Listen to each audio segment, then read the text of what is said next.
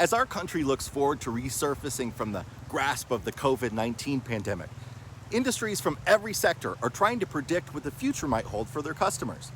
The RV industry is no different. RV manufacturers, dealers, and suppliers are all fairly bullish about the return of the American economy, and for good reason. No doubt that road trips will mark a resurgence of a tourism industry that generated over $1.1 trillion in economic impact last year, supporting 9 million US jobs. RVs will undoubtedly be the centerpiece of any return to travel for Americans, as concern over the tight quarters of air travel and cruise ships lingers.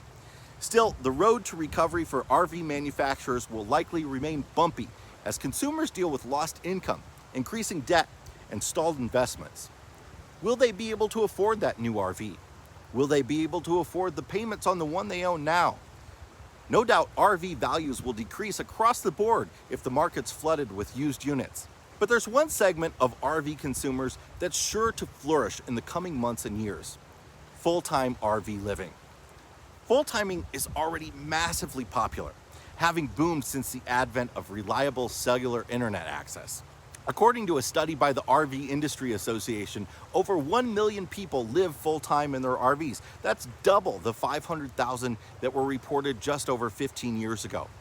Back then, retirees and traveling workers like nurses, pipeline workers, and salespeople constituted the majority of full-timers. Now, digital nomads, or people who work remotely on the internet, are on the rise. Digital nomads are largely a part of the gig economy: independent graphic designers, web developers, authors, and the like. But long holding many back from the dream of traveling the country in an RV has been their employers' need to have them in the office. But as more companies adapt to the challenges of this pandemic, they're learning that many employees can work from home or from anywhere. Zoom and Google Hangouts already allowed meetings to be conducted from anywhere, and enterprise software like Microsoft Office and Adobe products were already becoming more collaborative, allowing dozens of people to work on one project from anywhere in the world.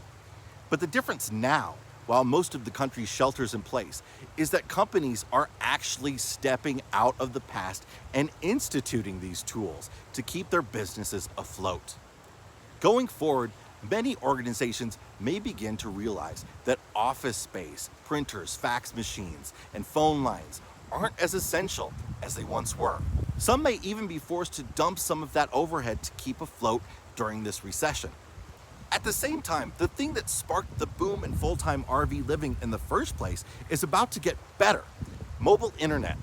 The merger between T-Mobile and Sprint will create a real third major competitor for AT&T and Verizon, which could improve service while decreasing prices. And the big carriers are all building a 5G infrastructure as fast as they possibly can.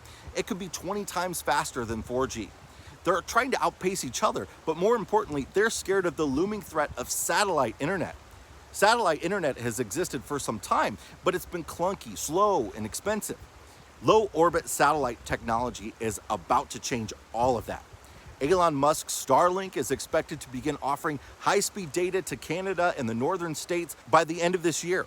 By summer 2021, high-speed unlimited internet should be available to everyone in America and most of the world for as little as $80 a month and the cost of a pizza box-sized antenna.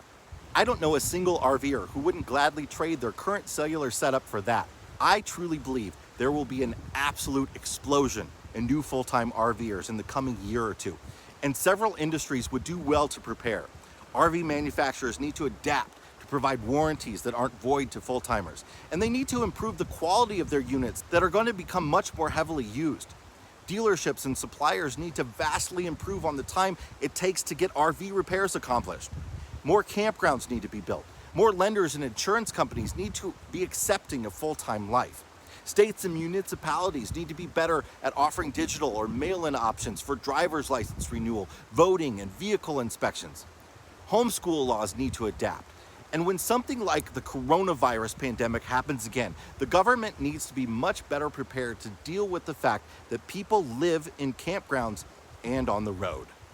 The entry hurdles to full-time RVing, or even just extended travel and snowbirding, are going to be a heck of a lot lower in the coming months.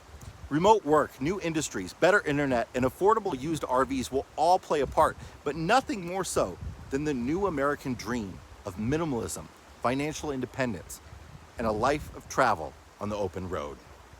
In the coming weeks, we're introducing a series of videos, podcast episodes, and how-to articles at RV Miles aimed to help the new full-timer in this new decade discover America.